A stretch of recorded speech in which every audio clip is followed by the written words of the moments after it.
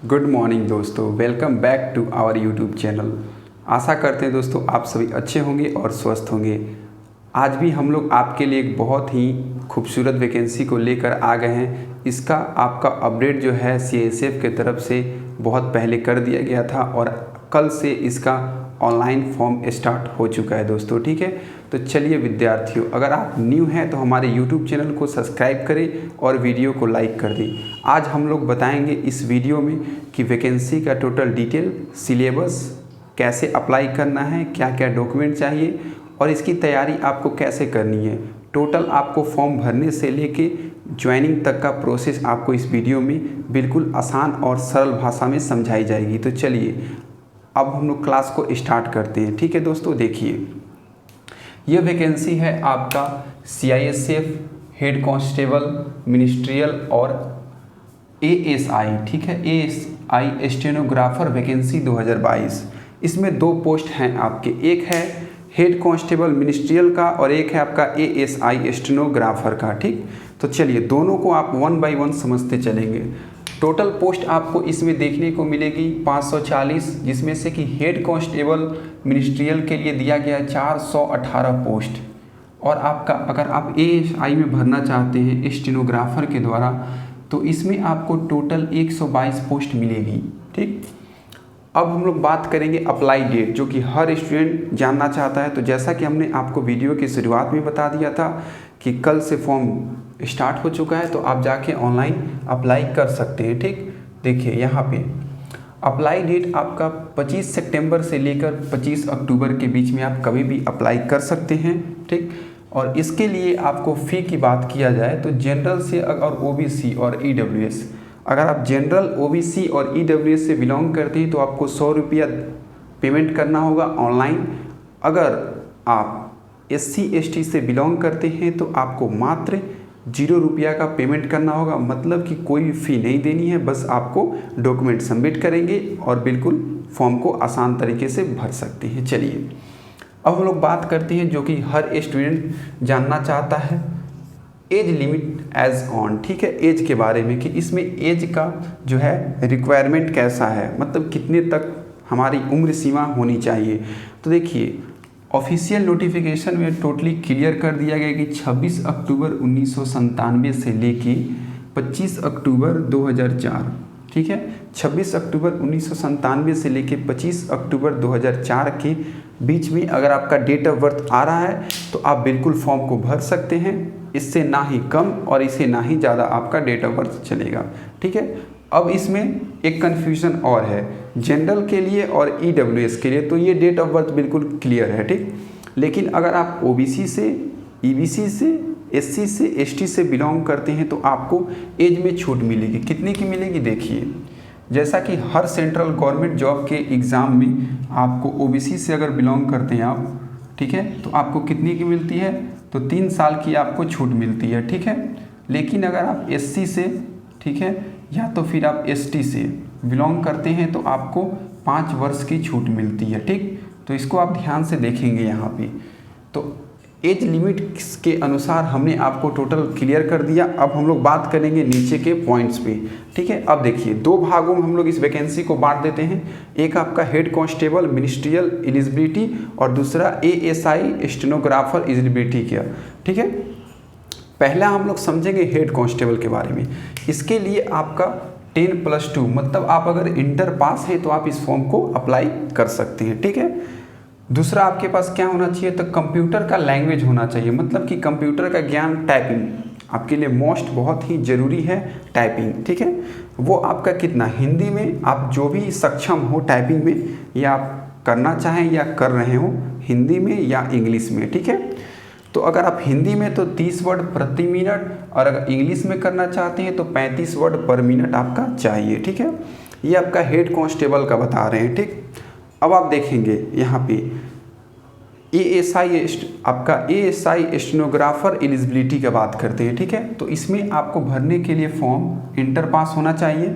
ठीक है, और सबसे ज़रूरी जो है यहाँ पे क्या मांगा गया था, आपका टाइपिंग मांगा गया था। ठीक है, लेकिन यहाँ पे आपको शॉर्ट हैंड देना है। ठीक है, वो आपका कितना होना चाहिए, तो 8 वर्ड पर मिनट और 10 वर्ड पर मिनट होना चाहिए। ठीक है, प्लस आपका तीसरा ट्रांसक्रिप्शन आना चाहिए। ठीक है, अगर आप ट्रांसक्रिप्शन आपको आना चाहिए, इसमें अगर आप जाएंगे दोनों में से कोई एक ऑप्शन आपको चूज़ करनी है। ठीक है, फॉर्म भरते टाइम, और आपसे जब प्रोसेस किया जाएगा एग्ज़ाम में, आपसे दोनों में से कोई एक टाइपिंग आपसे ली जाएगी। ठीक है, तो देखिए अगर आप ट्रांसक्रिप्शन का भरते हैं तो आपको हिंदी में 60 वर्ड पर मिनट और इंग्लिश में 50 वर्ड पर मिनट आपको वहाँ पे दिखानी पड़ेगी। दोस्तों ये हो गया हमारा एलिजिबिलिटी दोनों में फॉर्म भरने के लिए आपके पास क्या क्या डॉक्यूमेंट होने ज़रूरी हैं। चलिए अब हम लोग देखते हैं हेड कांस्टेबल। ठीक है दोस्तों, हेड कांस्टेबल और आपका एएसआई का क्या चीज़ सिलेक्शन प्रोसेस का। ठीक है, देखिए दोनों में, चाहे आप हेड कांस्टेबल से अप्लाई करें चाहे आपका एएसआई से अप्लाई करें, दोनों में आपके लिए सिलेक्शन प्रोसेस में क्या रखना है। तो देखिए सबसे पहले आपका 3 चरण में होगा दोस्तों। ठीक है, देखिए पहला चरण में आपका फिजिकल स्टैंडर्ड टेस्ट होगा, और दूसरे चरण में डीवी होगा मतलब डॉक्यूमेंट वेरिफिकेशन, और तीसरे में होगा रिटेन, और चौथे में होगा मेडिकल। प्लीज़ दोस्तों आप अच्छे से देखेंगे, मैं आपको चारों पॉइंट को, ठीक है थोड़ा समय लेगा, मैं आपको क्लियर कर देता हूँ। ठीक है, देखिए चौथे मेडिकल लेगा, ठीक यहाँ पे टाइपिंग लेगा, उसके बाद मेडिकल होगा। दोस्तों देखिए फिजिकल स्टैंडर्ड टेस्ट में आप ऐसा नहीं समझेंगे कि इसमें आपसे रनिंग ली जाएगी, बिल्कुल नहीं। वहाँ पे होती है फिजिकल आपका इफ़िशियंसी टेस्ट होता है, यहाँ पर फिजिकल स्टैंडर्ड टेस्ट है, यहाँ पे आप देख सकते हैं। ठीक है, इसमें आपको सिर्फ आपकी हाइट को नापी जाएगी, आपके चेस्ट को नापी जाएगी बस, और आपके डॉक्यूमेंट को वेरीफाई किया जाएगा, बस यही फिजिकल, कोई रनिंग नहीं होगी, कोई आपको पैदल भी नहीं चलना है वहाँ पे, सिंपल। उसके बाद जब आप फिजिकल में पास हो जाएंगे तो आपका डॉक्यूमेंट वेरिफिकेशन किया जाएगा। अगर आप जो भी डॉक्यूमेंट भरे हैं तो आप सारा डॉक्यूमेंट बना के ही जाएंगे, क्योंकि उसी दिन आपका डॉक्यूमेंट वेरिफिकेशन होगा। जब आप दोनों प्रोसेस में पास कर जाएंगे तो उसके बाद आपसे रिटन एग्ज़ाम लिया जाएगा। जब आप रिटन एग्ज़ाम में भी क्वालिफाई कर जाएंगे, कट ऑफ को पार कर जाएंगे, तो फिर आपको टाइपिंग के लिए बुलाया जाएगा। ठीक, आप चारों प्रोसेस में जब आप क्वालिफाई कर जाएंगे तो लास्ट में आपका मेडिकल लिया जाएगा, जो कि काफ़ी इजी होता है, उतना हार्ड नहीं लिया जाता है। तो चलिए ये हमने सिलेक्शन प्रोसेस का बात किया आपका हेड कांस्टेबल और एएसआई का। चलिए अब हम लोग देखते हैं आपका फिजिकल एलिजिबिलिटी। ठीक है, जो कि फिजिकल स्टैंडर्ड टेस्ट में क्या क्या आपको देना पड़ेगा वहाँ पे फील्ड ऑन फील्ड। तो देखिए आपसे हाइट और चेस्ट दो चीज़ आपकी नापी जाएगी। ठीक है, हाइट जो आप मेल से बिलोंग करते हैं, ठीक है, तो आपकी कितनी होनी चाहिए 165 सेंटीमीटर। अगर आप SC ST हैं तो 162.5 सेंटीमीटर भैया हाइट होने से आपका चल जाएगा। लेकिन आपका चेस्ट का बात करें तो नॉर्मल में 77 मतलब 77 सेंटीमीटर, और आपको फुला के, ठीक है, 82 सेंटीमीटर आपकी चेस्ट होनी आवश्यक है। वहीं आप अगर फीमेल से, जो भी लड़कियां इस वीडियो को देख रही हैं उनके लिए आपकी हाइट जो है 155 सेंटीमीटर मिनिमम, कम से कम आपकी हाइट ऊंचाई जो है 155 सेंटीमीटर होनी चाहिए। अगर आप अगर SC से या ST से बिलोंग करती हैं तो आपकी हाइट जो है 150 सेंटीमीटर कम से कम होगी तो भी चल जाएगा, कोई आपको परेशानी नहीं होगी। इतना सारा बात कर लिए। अब हम लोग बात करेंगे कि जो आप 540 पोस्ट देख रहे हैं, ठीक है, उस पोस्ट में आपको कैसे कैसे बांटा गया है, डिटेल्स में इसको हम लोग समझ लेते हैं एक बार फिर से। तो देखिए अगर आप जनरल से हैं, EWS से हैं, OBC से हैं, SC से हैं, ST से हैं, ठीक है, जब अगर आप जनरल से हैं तो आपको टोटल 182 सीट मिलेगी हेड कांस्टेबल में। ठीक है, ASI में वहीं पे आपको कितनी मिलेगी 51 सीट मिलेगी, 51। EWS से आप अगर बिलोंग करते हैं तो आपको टोटल 34 सीट मिलेगी हेड कांस्टेबल में, और ASI में 10 सीट मिलेगी।